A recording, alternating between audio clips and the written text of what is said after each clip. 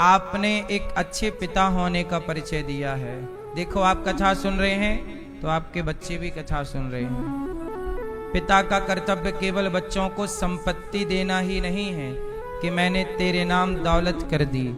पिता का धर्म है कि बंटवारे में संपत्ति तो जाएगी, पिता अपना संस्कार भी पुत्र को देगा। इसलिए पिता की बड़ी जिम्मेदारी। आजकल माता पिता भागवत नहीं सुनते तो बच्चे भी नहीं सुनते, और बच्चे नहीं सुनते तो फिर संस्कार बिगड़ जाते हैं, तो बाद में माँ बाप रोते हैं। भाई 7 दिन जब आप यहाँ बैठेंगे तो हर बात को हम समझाएंगे, आप सुनेंगे, कुछ तो अंदर उतरेगा। और रेगुलर करते रहेंगे सत्संग तो बहुत सारा बदलाव हो जाता है। तो यही है अच्छे पिता का परिचय, जो अपने बच्चों को भागवत से जोड़ें। इससे नुकसान तो कुछ नहीं है। क्यों है नुकसान? सत्संग नहीं करेंगे तो वो गलत रास्ते पे जाने की संभावनाएं बढ़ती चली जाएंगी। तो आपके पुत्रों ने कथा सुनी और राजा परीक्षित जी को 7 दिन में मरने का शाप लगा। जिसे 7 दिन में ही मरना हो क्या करना चाहिए?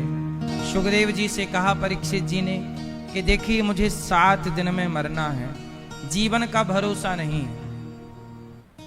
आप सबने सुना सांसों का क्या भरोसा, सांसों का क्या भरोसा, रुक जाए चलते चलते, रुक जाए चलते चलते, सांसों का क्या भरोसा, सांसों का। ये सांसें हमारी भरोसे की हैं कि बिन भरोसे की हैं? कैसी हैं भैया? सांसों का आप सोचिए, आप मोबाइल खरीदते हो ना, उसकी गारंटी होती है। एसी खरीदते हो, वॉशिंग मशीन खरीदते हो, वस्तु खरीदते हो, उसकी गारंटी होती है, पर आपकी गारंटी नहीं है। सही है? अभी मैंने देखा कि राजस्थान में हमारी कोई एक बहन, वो स्टेज पर कुछ शादी वादी में भजन गा रही थी, कुछ मतलब नाच रही थी, शादी में नृत्य कर रही थी। नाचते नाचते ही पता नहीं क्या हुआ और वो स्टेज पर ही खड़ी खड़ी गिर गई और मृत्यु हो गई। मतलब नाच रही हैं, खुश हैं, अचानक कोई बीमारी नहीं, कोई दिक्कत। जीवन का कोई भरोसा नहीं, कब व्यक्ति खड़ा खड़ा कहां से गिर जाए। सही है गलत है? इसलिए कौन सी सांस हमारी आखिरी सांस होगी कोई नहीं जानता। इसलिए कहते हैं कि जब तक सांसें हैं अच्छे काम कर लो। सांस सांस में, श्वास श्वास में हरि भजो, प्रथा श्वास मत खोए, ना जाने इस श्वास का फिर आवन हो या ना होए। इसलिए हर श्वास को भगवान के सेवा में, भगवान के भक्तों की सेवा में, अच्छे काम में खर्च करो बस। निद्रया ह्रियते नक्तम व्यवायेन चवावया, दिवाचार्थे हया राजन। सुखदेव जी कहते हैं आज का व्यक्ति बस हाय हाय करने में दिन रात गुजारता है, अज्ञानवश। इसलिए करना क्या चाहिए? तस्मात् भारत सर्वात्मा भगवान ईश्वरो हरि। सुखदेव जी कहते हैं कि देखो जिसकी आयु कम है, अब देखो हम लोगों का जीवन बहुत कम बचा है, गई बहुत थोड़ी रही, गई बहुत थोड़ी रही, नारायण अब चेत, काल चिरैया चुग रही, निस दिन आयु खेत। बहुत गई, बोलो बहुत गई, थोड़ी रही। अब ये बताओ थोड़ी बची कि बहुत बची? जीवन बहुत थोड़ा सा बचा। अब इसी थोड़े से जीवन में या तो अच्छा कर लो या तो बुरा कर लो, जीवन इतना ही है। तो क्या करें हम? सुखदेव जी कहते हैं कि जितासनो जित श्वासो जित संगो जितेंद्रिया, और कहते हैं तस्मात् भारत सर्वात्मा भगवान ईश्वरो हरि। सब में भगवान का दर्शन करो। अब जैसे हमें जल्दी मरना है तो हम क्या करें? हम सब में परमात्मा का दर्शन करें। हम भगवान को कहां देखें? अच्छा, आप लोग भगवान को कहां कहां देखते हैं? भैया, आपको भगवान कहां कहां दिखते हैं? सही में दिखते हैं सब जगह? हैं? आपको भगवान कहां कहां दिखते हैं? सही? सच्ची? हैं? नहीं, मानो जानो नहीं, आपसे पूछ रहे हैं। आप मानो जानो वाली बात नहीं। आप बताओ, भगवान को आप कहां कहां देखती हैं? सब जगह देखती हैं? तो बताओ, यहां स्त्रियां कहां बैठी हैं? बताओ, किस तरफ स्त्रियां बैठी हैं? देख के बता। हैं? फिर आपको स्त्रियां दिख रही हैं, भगवान कहां दिख रहे हैं? कह रही हैं सब जगह भगवान दिखते हैं, और कह रही हैं स्त्रियां दिख रही हैं। जो सब जगह भगवान देखने लग जाएगा, उसे फिर स्त्री नजर नहीं आएगी। उसे स्त्री में भी, फिर उसे पुरुष नजर नहीं आएगा, फिर उसे पुरुष में भी, फिर उसे कुत्ता नजर नहीं आएगा, फिर उसे कुत्ते में भी, फिर उसे गधा नजर नहीं आएगा, उस गधे में भी भगवान का दर्शन होगा। फिर उसे पेड़ पौधा नजर नहीं आएगा, फिर उसे पेड़ पौधे में, जो भगवान को सब जगह देखता है वही श्रेष्ठ भक्ति है। लेकिन इस विचार को जीवन में उतारने में कई जन्म लग जाते हैं। ज्ञान तो एक लाइन का है कि सब में भगवान को देखो, बात खत्म। लेकिन इसे चरितार्थ करने में कई जन्म लग गए। तुलसीदास जी कह रहे हैं कि सिय राम मैं सब जग जानी। वेद कह रहे हैं सर्वम खलविदम ब्रह्म, सब में परमात्मा है। अब कितना आसान है कह देना कि सब में भगवान है। नामदेव जी एक दिन नामदेव जी के इस सारे संतों की मीटिंग हुई, तो नामदेव जी को भी बुलाया। गोरा कुम्हार के घर मीटिंग हुई, तो वहां सारे संत बैठे। तो कहा गया कि देखो इन संतों में कौन सा संत कच्चा है और कौन कौन से संत पके हुए हैं। तो वो गोरा कुम्हार के घर में ना, वो घड़ा बनाने के लिए भीतर से लगाने की, बाहर से ठोकने की थापी होती है। तो वो थापी उठाई जनाबाई ने और सब संतों के पीठ में मारना शुरू किया। ऐसी उठाई, बोले देखें कच्चा है साधु के पक्का, ऐसे ऐसे मारा पीठ में। तो सारे संत तो वो थापी खा के चुप रहे, पर नामदेव जी बोल पड़े, ए क्या कर रही है? मैं कोई घड़ा हूं? मेरा अपमान कर रही है। तो उन्होंने ज्ञानेश्वरी देवी, वो जो कर रही थी, वो संत ज्ञानेश्वर जी की बहन है ना, ज्ञानेश्वरी। तो वो क्या हुआ कि उन्होंने मारा तो नामदेव जी बिगड़ गए, बोले क्या कर रही हो, अपमान कर दिया। तब उन्होंने कहा कि देखो सारे साधु तो पक्के हैं, ये नामदेव जी थोड़े कच्चे हैं। अब तो भरी सभा में नामदेव जी को बड़ा बुरा लगा। अरे राम राम, भरी सभा में मेरा अपमान हो गया, कह दिया कि मैं कच्चा साधु हूं। मैं कैसे कच्चा हो सकता हूं? जबकि नामदेव जी ने लगभग 27 बार भगवान का दर्शन कर चुके थे साक्षात। मैया चुप रहो मेरी मां, शांत। लगभग 27 बार भगवान से मिल चुके थे, विट्ठलनाथ जी से प्रत्यक्ष ऐसी बात हो चुकी थी। अब तो नामदेव जी को बड़ा बुरा लगा, रोते रोते मंदिर चले गए विट्ठलनाथ जी के। और विट्ठलनाथ जी को पुकारा, प्रभु सुनो, यहां आओ, हमारा अपमान हुआ है। भगवान प्रकट हुए, नामदेव क्यों रो रहा है? बोले सबने कह दिया कि तू कच्चा है। बताइए, मैं आपका दर्शन कर चुका हूं, ये 28वां दर्शन है, और कह रहे हैं सब लोग कि मैं कच्चा हूं। आप बताओ मैं कच्चा हूं कि पक्का हूं? तब विट्ठलनाथ जी ने कहा कि, भगवान ने कहा, नामदेव तुम अभी थोड़े से कच्चे हो। प्रभु आपका दर्शन करने के बाद भी कोई कच्चा रह जाएगा क्या?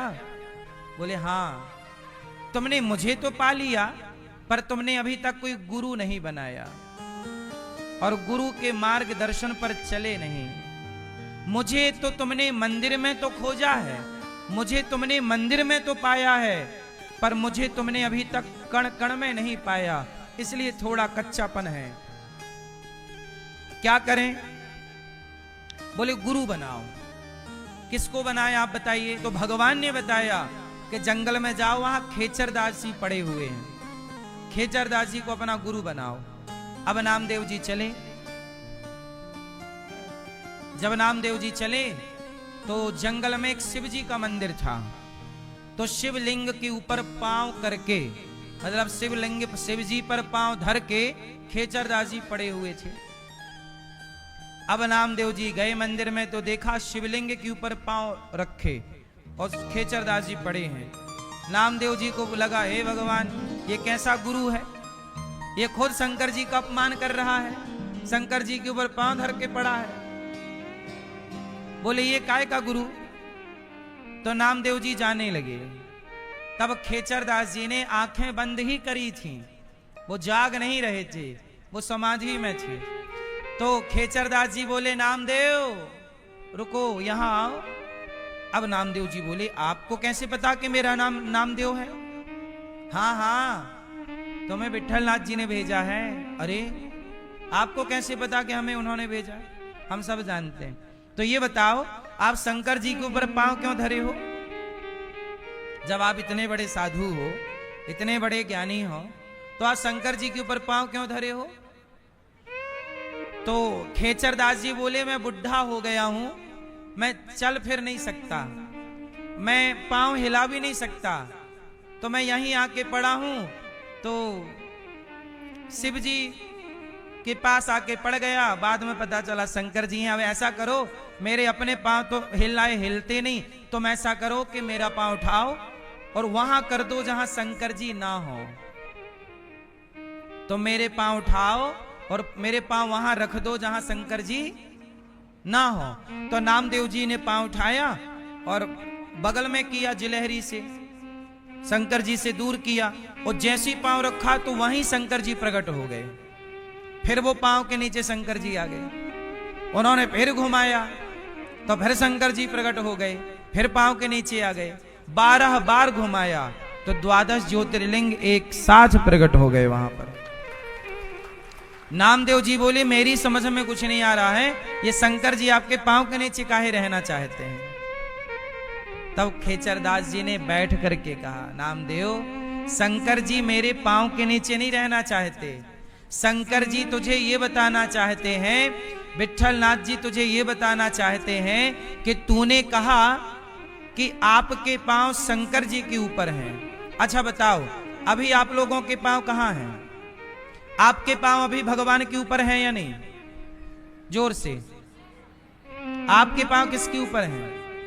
आप सबके पांव अभी भी भगवान के ऊपर ही है। नामदेव जी से कहा कि बेटा, इस धरती में ऐसी कोई जगह है जहां शिव ना हो, जहां नारायण ना हो, जहां हरि ना हो? वो जब है ही नहीं तो तू मेरे पांव पृथ्वी से तो बाहर कर नहीं सकता, क्योंकि पृथ्वी के कण कण में, ब्रह्मांड के कण कण में वह परमात्मा की ही व्यापकता है। अब नामदेव जी को समझ में आया कि ये गुरुजी मुझे ये बताना चाहते हैं कि भगवान केवल मंदिर में नहीं है, भगवान तो हर जगह है, ईश्वर की व्यापकता हर जगह है। अब कुछ लोग सवाल करते हैं कि जब भगवान सब जगह है तो मंदिर में क्यों जाएं?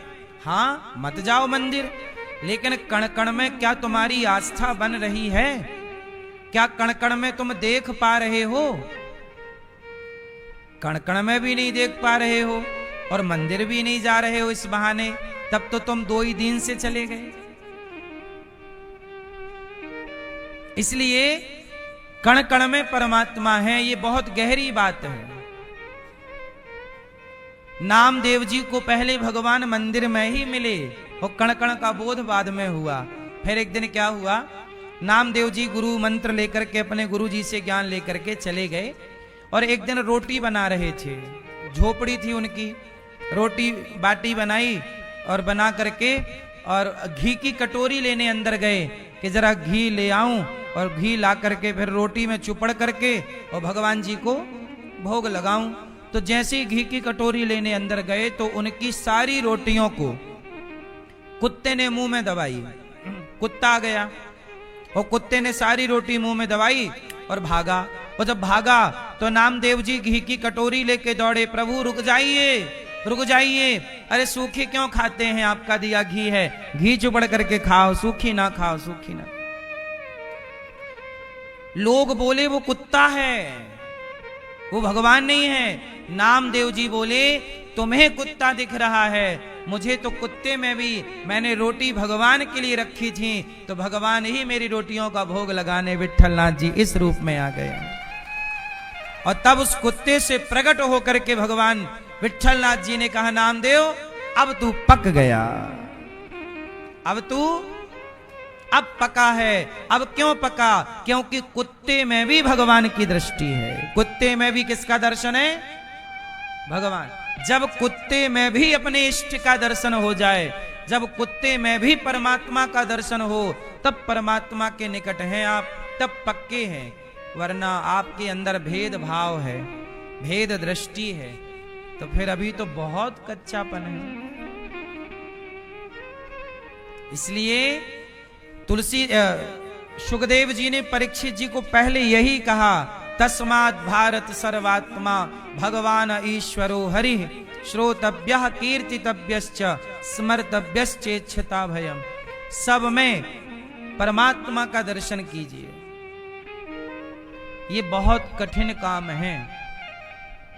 अच्छा ये बताओ, सब लोग सब में भगवान का दर्शन करने लग जाएं तो लड़ाई झगड़ा रह जाएगा?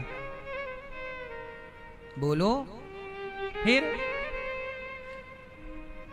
सब में परम। आजकल लोग क्या कहते हैं, मंदिर में पत्थर की मूर्ति को तो पूजेंगे पर अपनी सच्ची मां की सेवा नहीं करेंगे, माता का तिरस्कार करेंगे, माता के लिए गलत बातें बोलेंगे, पिता का अपमान करेंगे और मंदिर में जाके शंकर जी के ऊपर दूध और जल चढ़ाएंगे। पत्थर का सम्मान करते हो और माँ बाप का अपमान करते हो, तो क्या तुम्हारे इस व्यवहार से भगवान प्रसन्न होंगे? उत्तर दो। जबकि पत्थर की प्रतिमा, उसे बनाने वाला कोई इंसान होता है, होता है। इंसान की बनाई प्रतिमा को भगवान कहते हो, पर ये बताओ तुम्हारे पिता को किसने बनाया है? तुम्हारी माता को किसने बनाया है? बोलो। ईश्वर की रचना है तुम्हारी मां, ईश्वर की रचना है तुम्हारे पिता, ईश्वर की रचना है गुरु, ईश्वर की रचना है ये बच्चे, ईश्वर की रचना है आप, ईश्वर की रचना है कुत्ता, ईश्वर की रचना है बिल्ली, ईश्वर की रचना है मछली, ईश्वर की रचना है मुर्गा मुर्गी बकरा बकरी। ईश्वर की रचना को तो लोग कष्ट दे रहे हैं और पत्थर की प्रतिमा को सम्मान दे रहे हैं। भगवान कभी ये नहीं कहते कि तुम मंदिर ही आओ, नहीं, तुम मुझे अहम सर्वेषु भूतेषु भूतात्मा वस्थितः सदा। भगवान कहते हैं कि मैं सिर्फ मंदिर में नहीं हूं, तुम्हारी माता तुम्हारे पिता के भीतर भी मैं ही प्रतिष्ठित हूं, तुम्हारे पति के भीतर, तुम्हारी पत्नी के भीतर मैं ही प्रतिष्ठित हूं, भूखे के अंदर प्यासे के अंदर मैं ही प्रतिष्ठित हूं। आजकल लोग भगवान की खोज अपने माता में नहीं कर पाते, पिता में नहीं कर पाते। मंदिर तो ठीक है, जाते जाते हैं। मंदिर में बैठी प्रतिमा को इंसान ने बनाया है और घर में बैठे माँ बाप को भगवान ने बनाया है। अब आप देख लीजिए, कि इंसान की बनाई प्रतिमा को पूजना है कि ईश्वर की बनाई प्रतिमा को पूजना है। इसका मतलब ये नहीं है, हम ये नहीं कहना चाहते कि मंदिर में परमात्मा नहीं है, हमारा ये भाव नहीं है। हम ये कहना चाहते हैं कि दो चीजें होती हैं, एक जड़ एक चेतन। बहुत ध्यान से सुनिए, विषय थोड़ा सा कठिन है पर आपके समझ में आएगा जरूर। एक होता है जड़, जड़ मतलब पत्थर। पत्थर कैसा है? बोलो। जड़ जो हिले ना डुले ना कुछ नहीं, वो जड़ वस्तु कहते ना, जड़ है, ये जड़ वस्तु है। ये वस्तु कैसी है? जड़ वस्तु है। लेकिन बिल्ली, कुत्ता, माता, पिता ये जड़ वस्तु नहीं है, ये चेतन है। इनके अंदर प्राणवायु है, ये देख सकते हैं, सुन सकते हैं, बोल सकते हैं, सुख दुख बयां कर सकते हैं। चेतन, चेतना है। अच्छा, पत्थर के अंदर चेतना, चेतना नहीं है। पत्थर जड़ है और माता पिता चेतन है। अब ये बताइए कि भगवान को पहले कहां देखें, जड़ में देखें कि चेतन में देखें? भगवान तो सब जगह है। जड़ जड़ चेतन गुण दोषमय विश्व कीन करतार, हरि व्यापक सर्वत्र समाना। जड़ चेतन दोनों में परमात्मा है। बहुत ध्यान से सुनिएगा, जड़ और चेतन दोनों में परमात्मा समान रूप से व्याप्त है। पर यह बताओ कि पहले परमात्मा को जड़ में देखें कि चेतन में? जोर से। पहले ABCD में ABCD पढ़ाया जाता है या XYZ पढ़ाया जाता है? पहले ABCD, पहले का खा गा घा पढ़ लो, फिर क्षत्रज्ञा पढ़ लेंगे। पहले क्या पढ़ाया जाता है? अ आ इ ई उ ऊ ए ऐ ओ औ अम आ, का खा गा घा, यही ना? ऐसे ही है। पहले अपनी माता में भगवान को देख लो, पहले अपने पिता में भगवान को देख लो, पहले अपने गुरु में भगवान का दर्शन कर लो, पहले अपने अतिथि में भगवान का दर्शन कर लो। जब माता पिता में भगवान का दर्शन होने लगेगा तब पत्थर में भी तुम्हें भगवान का दर्शन होने लगेगा। सही है? जिसे माता पिता में परमात्मा ना दिखे उसे पत्थर में भगवान दिख जाएंगे। इसलिए लोग, है ना, आओ बैठो जल्दी से,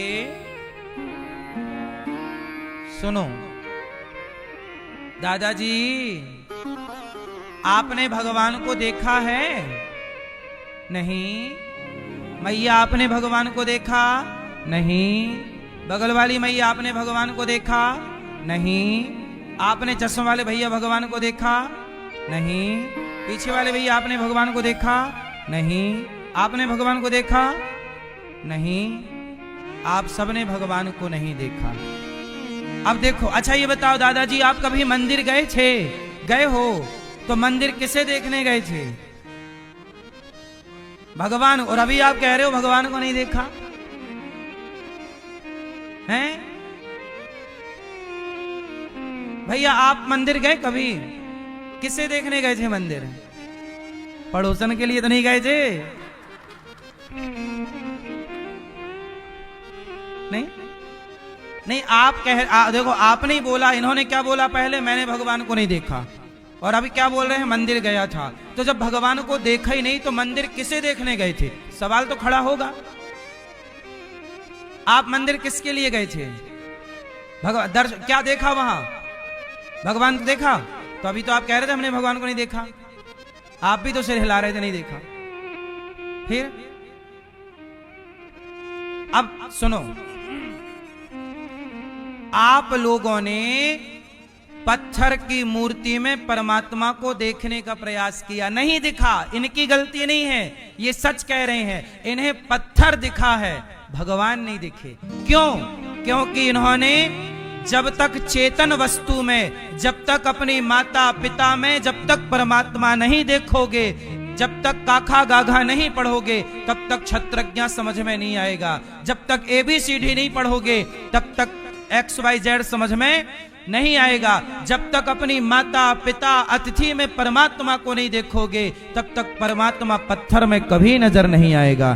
तुम जाओ किराया भाड़ा लगाओ, तुम्हें मिलना कुछ नहीं है, 0 सन्नाटा ही रहेगा।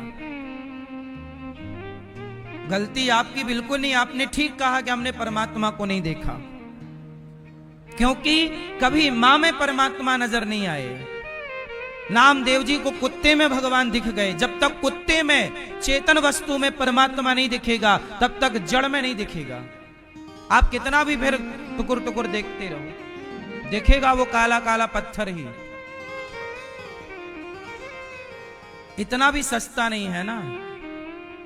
जरा सोचिए कि दही में मक्खन है, भैया सुनना, दही में मक्खन है पर निकालने में पसीना निकल आता है। दही का मक्खन निकालने में क्या करना पड़ता है? मंथन। आजकल तो मशीन का जमाना, जब मशीनें नहीं थी तब देख लो हालत।